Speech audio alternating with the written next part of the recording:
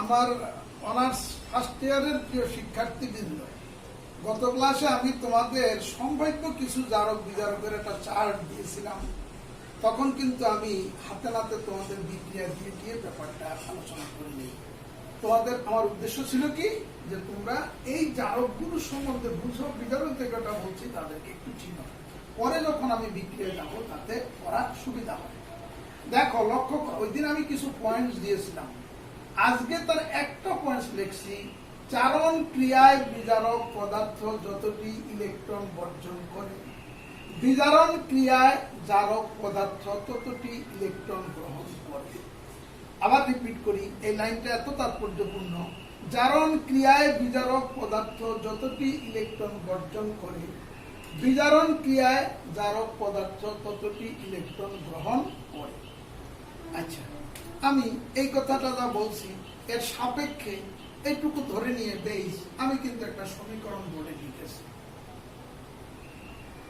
লক্ষ্য করে দেখো, এই জারণ বিজারণে আসলে তুমি কোনো অঙ্ক বা অজানা কোনো দ্রবণ, দুইটা বস্তু জারক আর বিজারক, ঘনমাত্রা শক্তিমাত্রা বাই করার প্রশ্ন যদি হয়, তাইলে কিন্তু যতক্ষণ পর্যন্ত বাবা তুমি সমীকরণ ঠিক মতো না করবা ততক্ষণ পর্যন্ত কিন্তু তোমার সেই সঠিক মান আসবে না, বা একটা অঙ্ক যদি হয় সে অঙ্কের রেজাল্ট আসবে না।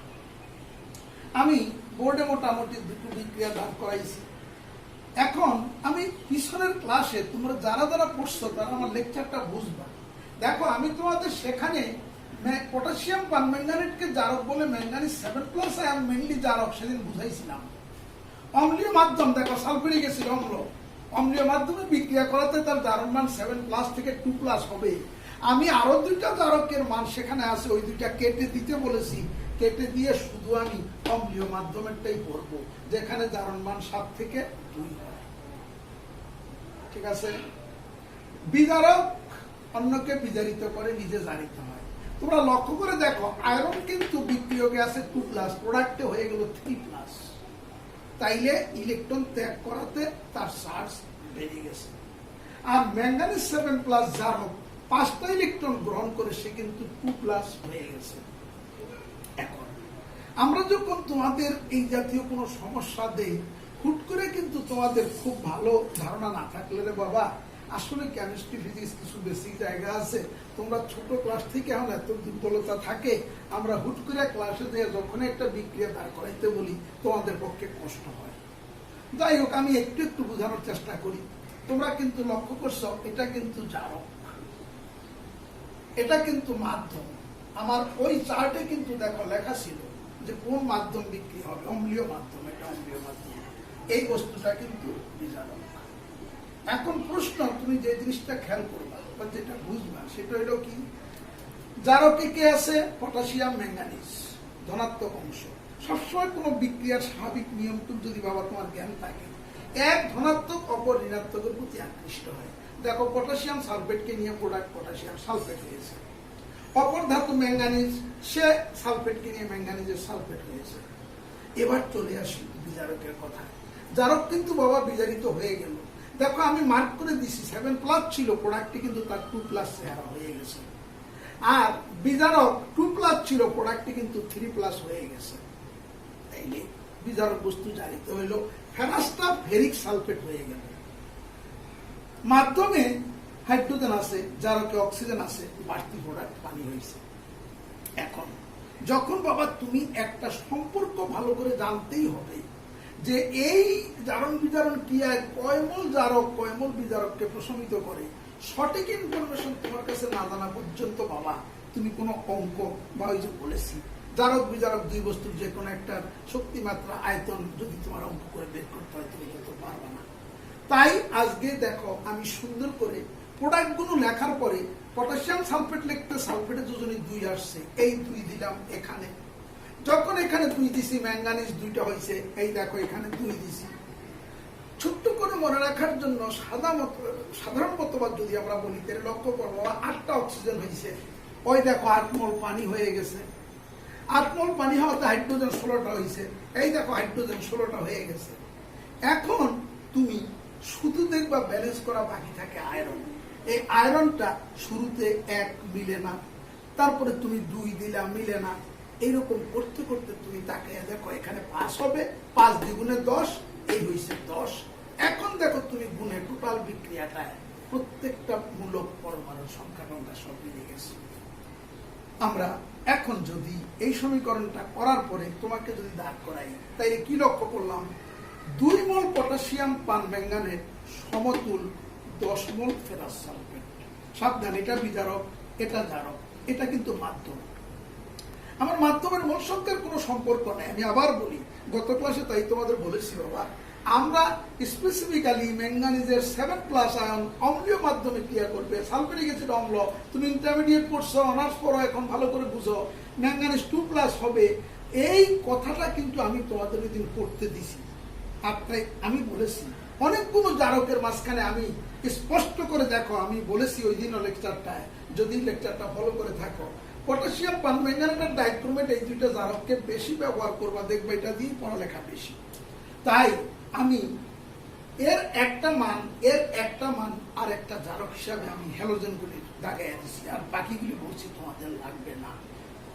আরো একটা মজার কথা বলি, তোমাদের মনে পড়ে যাবে। আমি ওই দিন এই কথাটা একটু প্রসঙ্গে এসে গেছিলাম। আমি একটা প্রোডাক্ট লিখি, না বললে মনে করো হাইড্রোজেন পারক্সাইড। এর কিন্তু বাবা 2 রকম চরিত্র হয়, এটা জারক হিসাবেও কাজ করে, বিজারক হিসাবেও কাজ করে। কিন্তু মনে পড়ে আমি সুন্দর করে, যদি এখন তোমরা আমার লেকচারটা শোনার পরে বইটা বার করো, লক্ষ্য করে দেখবা আমি জারকের ঘরে এটা কেটে দিয়েছি, জারকের ঘরে হাইড্রোজেন পারক্সাইড কেটে দিয়েছি, কোনটা রাখছি? বিজারকেরটা। তাই এইভাবে কিন্তু আমি তোমাদের পড়াটাকে কনডেন্স করে পড়ার সুবিধার জন্য, ইনফ্যাক্ট তোমাদের অনার্সে বাবা যেটুকু জারণ বিজারণ আছে, এটা ইন্টারমিডিয়েট একটা স্টুডেন্ট যে ভালো বুঝে তার পক্ষে বাবা কাজটা হয়ে যায়। এখন আমি সাদামাটা নিয়ম, এগুলিকে আমরা প্রচলিত নিয়ম বলি। এখন কিন্তু লক্ষ্য করে দেখো, আমার বোর্ডে বাবার ডান পার্শ্বে সুন্দর করে আমি আধুনিক মতবাদটা কিন্তু লেখার চেষ্টা করেছি।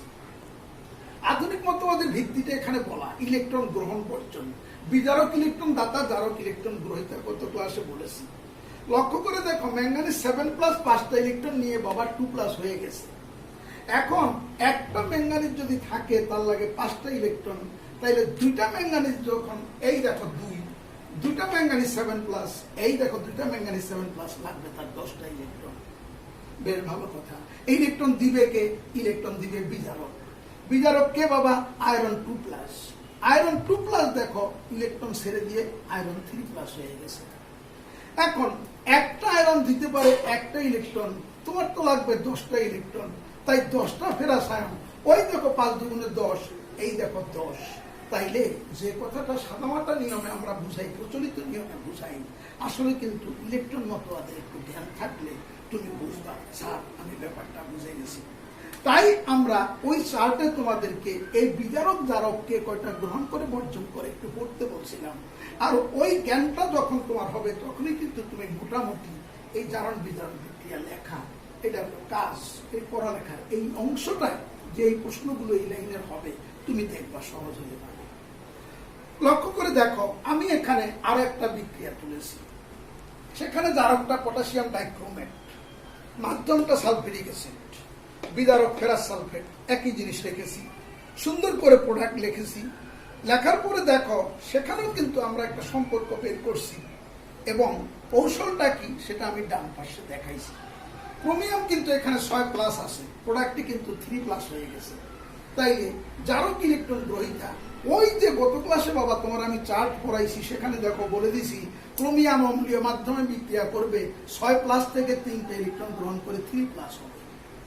তাহলে একটা ক্রোমিয়ামের যদি 3টা ইলেকট্রন লাগে, 1 মোল পটাশিয়াম ডাইক্রোমেটের 2টো ক্রোমিয়াম আছে, তাই 2টা ক্রোমিয়ামের লাগবে 6টা ইলেকট্রন, হয়ে গেল 2টা ক্রোমিয়াম 3+। দেখো আমি ব্যাখ্যাটা দিয়েছি। গত ক্লাসে তোমাদের যে চার্টটা পড়তে বলছি, সেখানে দেখো আমি বলে দিয়েছি বিক্রিয়কে 6+, প্রোডাক্টে 3+, ওই দেখো 3+ হয়ে গেছে। চরিত্র একই, কারণ বিজারকটা আমি সেম রেখেছি। ফেরাস, একটা ফেরাস সর্বোচ্চ বর্জন করতে পারে একটা ইলেকট্রন, যেহেতু জারকের লাগবে 6টা, তাই 6টা ফেরাস আয়ন 6টা ফেরিক আয়নে পরিণত হয়ে গেছে, 6টা ইলেকট্রন ছেড়ে দিয়ে। এখন তোমাদের কাছে আমার প্রশ্ন, আমরা এই সাধারণ মতবাদ করতে করতে তোমরা আধুনিক যুগের ছেলে পেলে বাবা, তোমরা এখন কত কিছু বুঝো, এই মোবাইল টোবাইলে কত নেট টেটের কত খুব তাড়াতাড়ি বুঝে যাও। একটু সাধারণত জ্ঞানটা যদি ইলেকট্রন মতবাদটা একটু মাথায় রাখো, তাইলে কিন্তু 2 আর 10, এই দেখো আমি এখানে কিন্তু দেখাই দিছি কিভাবে আসছে। পরিষ্কার আমার বলতে হবে যে স্যার বুঝছি আপনার কথা। লক্ষ্য করে দেখো, ক্রোমিয়াম পরের সমীকরণ, দুইটা ক্রোমিয়াম কোথেকে আসছে? 1 মোল থেকেই কিন্তু আসছে। এই দেখো 1 মোলে 2টা ক্রোমিয়াম আছে। এই 2 ক্রোমিয়াম কিন্তু 1 মোলেই আছে, তাই 1 মোল জারক সমতুল 6 মোল। এই যে আয়রনের পিছনে 6 আছে, এই 2 ক্রোমিয়াম কিন্তু আসছে প্রত্যেকে এই 1 মোল পটাশিয়াম ডাইক্রোমেট থেকে। এই যে 2টো ক্রোমিয়াম আছে এখানে বাবা, তো 2টো ক্রোমিয়াম আসছে 1 থেকে, আর এই 6, এই যে সম্পর্ক 1 মোল সমতুল 6 মোল। এইভাবে আমরা যদি জারকার বিজারককে সংশ্লিষ্ট হলো তার সঠিক মোল সংখ্যার সম্পর্ক যদি আমরা না জানি, তাইলে কিন্তু আমি কোনো অঙ্ক, অজানা কোনো শক্তিমাত্রা, অজানা কোনো আয়তন, এই ধরনের অঙ্ক আমার কাছে দিলে আমি করতে পারবো না। তাই আমাদের দায়িত্ব ওই ইলেকট্রন মতবাদটা একটু ধীরে ধীরে যখন মাথায় ঢুকবে, তখন এই সাদামাটা প্রচলিত নিয়ম যেমনি বুঝাই, একটু আগে বলেছি আবার রিপিট করি, এই ধনাত্মকের ঋণাত্মকের কাছে গেল হইল পটাশিয়াম সালফেট, এই ধনাত্মকের ঋণাত্মকের কাছে গেল হইল ম্যাঙ্গানিজের সালফেট, বিজারক বস্তু জারিত হইল ফেরিক সালফেট, মাধ্যমে হাইড্রোজেন আছে, এখানে অক্সিজেন আছে, উৎপন্ন হইল পানি। 2 মোল দেওয়াতে অক্সিজেন 8 মোল পানি বানাইছি। এইটা যেটাকে বলি, এটাকে প্রচলিত নিয়ম বা সাধারণ নিয়ম বলি। আমরা এই পথে যাবো কেন? তোমরা এখন বিজ্ঞানের যুগ, আধুনিক যুগ, কত কিছু বুঝো। শুধু যদি আমার ওই যে চার্টটা আমি কোন বিজারক কয়টা দেয়, কোন জারক কয়টা নেয়, এটা একটু মন দিয়ে পড়ো, তাইলে দেখবা তোমরা ব্যাপারগুলো বুঝবা। আমার মুদ্রার কথা হলো, আমি সাধারণ মতবাদে পারি, ইলেকট্রন মতবাদে পারি, আমার মোল সংখ্যার সম্পর্ক সঠিক হইতে হবে, তাইলেই তোমার সেই অঙ্ক হবে। এই ছিল তোমাদের গত ক্লাসের পরে। আজকে হাতে নাতে আমি 2-3টা সমীকরণ দিয়ে তোমাদের এই জিনিসটা বোঝানোর একটু চেষ্টা করতেছি, যাতে তোমরা সঠিক মোল সংখ্যার সম্পর্কটা জানো, এবং এর সাপেক্ষে যদি কোনো অঙ্ক তোমাদের করতে হয়, যদি অজানা কোনো শক্তিমাত্রা ঘনমাত্রা বাই করতে হয়, জানতে গেলেই বাবা এই সম্পর্কটা তোমার জানতে হবে।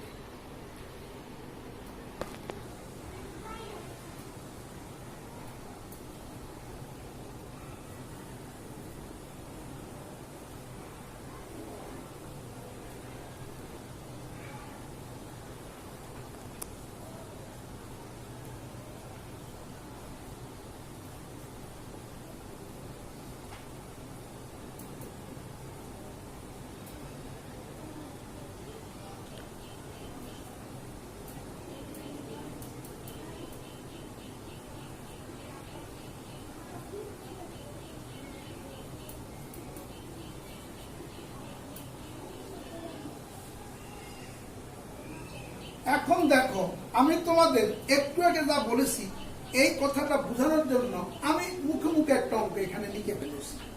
20 মিলিলিটার 0.01 মোলার পটাশিয়াম পারম্যাঙ্গানেট দ্রবণকে প্রশমিত করতে অম্লীয় 0.02 মোলার ফেরাস সালফেট দ্রবণের কত সিসি দরকার হবে। এই যে অঙ্কটা তুমি করবা, এই প্রমাণটাই বাবা আমি এখন যাচ্ছি। দেখো সুন্দর করে আমরা সমীকরণটা, এই হলো জারক, এই হলো অম্ল, এই হলো ফেরাস সালফেট। আমরা সমীকরণ করতেছি, সমীকরণ করে প্রোডাক্ট হবে কি? পটাশিয়ামের সালফেট। সমীকরণ করে প্রোডাক্ট হবে ম্যাঙ্গানিজের সালফেট। সমীকরণ করে প্রোডাক্ট হবে ফেরিক সালফেট। সমীকরণ করে প্রোডাক্ট হবে পানি। এখন যদি ব্যালেন্স করো, একটু আগে যা শিখাইছি, এখন কিন্তু শিখতে সুবিধা হবে। তখন আমার বোর্ডে ওইটা ব্যালেন্স করা ছিল। K2, এই দিলাম 2, ম্যাঙ্গানিজের 2, এই গেল ম্যাঙ্গানিজের 2, অক্সিজেন 8, এই গেল 8, হাইড্রোজেন 16, এই গেল হাইড্রোজেন 16। এইবার লক্ষ্য করে দেখো, আমার আয়রন আর সালফেট মিলে নাই। এখন যদি এখানে 2 দিই, হবে সাইড, দেবো সাইড, দেখবো মিলবো না। এরকম করতে করতে বাবা তুমি দেখো, এখানে দেবো 5, এখানে আসবে 10। এখন দেখো তোমার টোটাল বিক্রিয়াটায় আয়রন 5 দুগুণা 10, 10, সালফেট মূলত 5 আর 15, 2 17 আর 1 18, এই দেখো 10 আর 8 18। এক কথায় বিক্রিয়াটা এই যে করলাম, সেই দেখো কি হইল, সেই হইল তোমার 2 মোল পটাশিয়াম পারম্যাঙ্গানেট সমতুল 10 মোল ফেরাস সালফেট। এটাকে করলে কি দাঁড়াবে বাবা? 1 মোল পটাশিয়াম পারম্যাঙ্গানেট সমতুল 5 মোল ফেরাস। এখন এই অঙ্কটা যখন তুমি করতে যাইবা, তুমি কিন্তু সম্পর্ক জানছো। সম্পর্ক জানার পরে এখানে প্রশমনের মূলনীতি আছে। প্রশমনের মূলনীতির কথাটা কিন্তু তোমাদের একটু জানা, অন্য জায়গায়ও দেখছো, আমি একটু বুঝবো ভাই।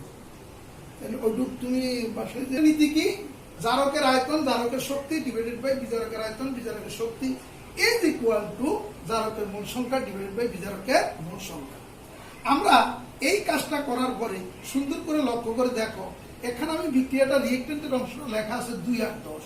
2 আর 10 মানে কি 1 আর 5, কি 1 মোল পটাশিয়াম পারম্যাঙ্গানেট সমতুল 5 মোল ফেরাস সালফেট। এবার বিজারকের বাস, বিজারকের মূল সংখ্যা এই দেখো এখানে চলে আসছে। এখন এই যে সূত্র, এই সূত্রের সাপেক্ষে যেটা তোমার অজানা সেই জিনিসটা তুমি বের করবে। তাইলে আমরা এই নীতিতে আমরা এখানকার অঙ্ক করতে পারবো। যখন তুমি দেখবা এই জারক বিজারক যে কোনো একটা বস্তুর আয়তন অজানা বা শক্তিমাত্রা অজানা, তখন ওই যে মূল সংখ্যার সম্পর্কটা পাইলা সেটা দিয়ে সমীকরণ বের করে আমরা কিন্তু অজানা জিনিসের আয়তন বা শক্তিমাত্রা বের করব। এই ছিল মোটামুটি তোমাদের নীতিটা। এই ছিল একটা অঙ্কের ব্যাপার। আরেকটা অঙ্কের ব্যাপার আছে, যদি ভরের অঙ্ক হয় তখন কিন্তু বাবা তোমার এই প্রশমনের মূলনীতিতে আসতে হবে না।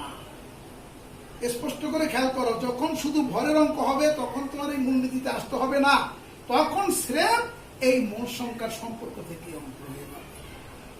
তাইলে আমি একটা অঙ্ক একটু লিখে এই সূত্রের প্রয়োগটা দেখাইছি, প্রশমনের মূলনীতির প্রয়োগটা হবে যে অঙ্কটা তোমাদের বলেছি এর জন্য লেখা আছে। দেখবা আমি একটা শীট তোমাদের এখানে দিয়ে দেব, ওই শীটে দেখবা পরিষ্কার আমি লিখে দিছি ভরের অঙ্কের ক্ষেত্রে তোমার মূল সংখ্যার সম্পর্ক দিয়েই তোমার অঙ্ক হয়ে যাবে, সেখানে তোমার প্রশমনের মূলনীতির প্রয়োজন হবে না। এই ছিল তোমাদের এখানকার অঙ্কের দুইটা ব্যাপার। তাহলে আমি আবারও রিপিট করি, যদি কোনো অঙ্কে দেখো জারক বিজারক দুই বস্তুর যে কোনো একটা আয়তন বা শক্তিমাত্রা অজানা থাকে, তাইলে বাবা সমীকরণ করে জারক বিজারকের মূল সংখ্যার সম্পর্ক বসাইয়া তোমার প্রশমনের মূলনীতি থেকে বের করে অঙ্ক করতে হবে। আর যদি কোনো অঙ্ক দেখো শুধু ভরের অঙ্ক, তাইলে কিন্তু তোমার এই মূলনীতির ক্ষেত্রে আসতে হবে না।